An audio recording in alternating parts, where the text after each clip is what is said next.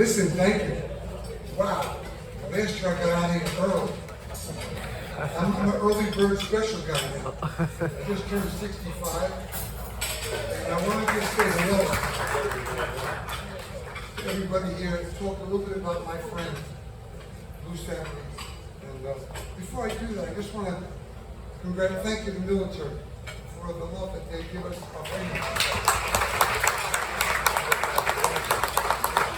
And for all you fighters out there, you're going to have a great time. I also want to mention today, my friend, Johnny Turner. Here's a guy named Stand Up Johnny. Johnny Turner was a prize fighter. He fought everybody, fought Benitez, fought a lot of guys. But in the Golden Glove, in our first year, I was 16. I don't know, you must have been 20. Oh.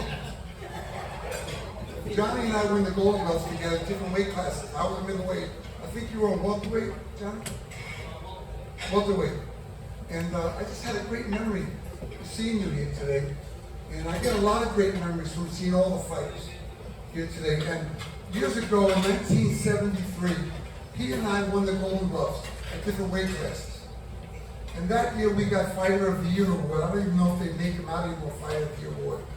And Johnny and I were presented our awards from the great, late Jack Dempsey.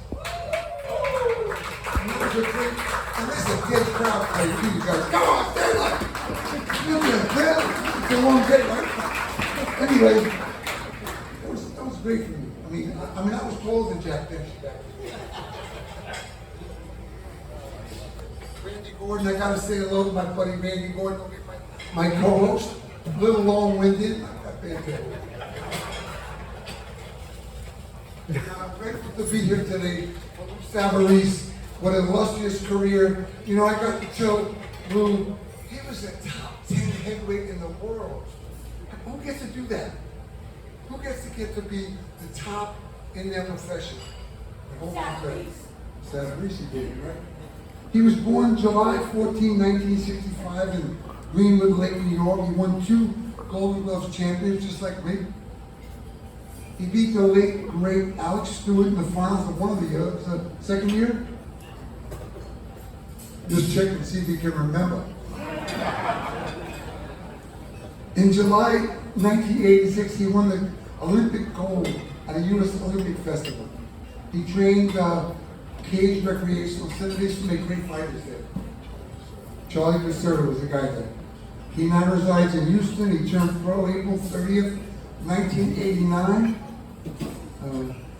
I think in your first fight, you knocked out James Smith in 4 rounds. He ran his record to 36-0 with 30 knockouts. November 1st, 1996, he KO'd Buster Douglas Jr. in 7 rounds for the NABF vacant title. That's nice. Go ahead. April 26, 1997, he fought and lost to George Foreman on his HBO debut. But I really felt that night. You guys have to see it.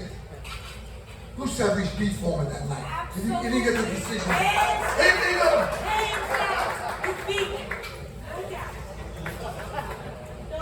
And you were fighting for the WBU heavyweight title. He ended his career 46 wins, 7 losses, with 38 KOs. And, you know, he's been a true fighter. You know, I also want to talk a little bit about the fight game. You know, fighters go through what you can't imagine fighters go through. And at the end of the day, you know, no one taught us how to hold our money. No one taught us what we needed to do, where to go. And we were kind of like victims. And I feel grateful today that it's starting to change, that people are paying attention, that this commission is available for you to know what you're signing, where to go, what does it say. I didn't have that. I signed a contract for 16 years. Do you think Randy Gordon would have helped me out with that? Can you believe that? 16-year contract. We don't do that anymore. And it's a tough game we go through every day by ourselves. You know, I remember every day I'd be in the ring, 4 or 5 guys just spar with me. And each one, you know, while I was in there, one of them the other four were watching how to get a hold of me, right? So we gotta keep loving those guys, and we gotta, I also want to say that I also know a lot of prize fighters today that stayed just a little bit too long. And we gotta stop that. We gotta help them make the change, that turn the page and get on with their lives so they can have successful careers and walk into the twilight happy and not be depressed about the game that walked away from them. That's a story. Oh, look at that poor guy, look at that poor guy. That's what boxing is. And I'm happy to say it's changing. We got to remember those guys. Thank you. Lou, Cavalry. Check.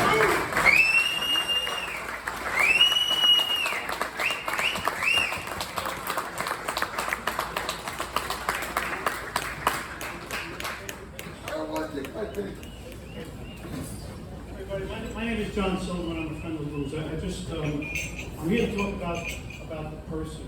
I'm here to talk about Lou, not so much about his career. I want to make a quote first, Michael Jordan. Michael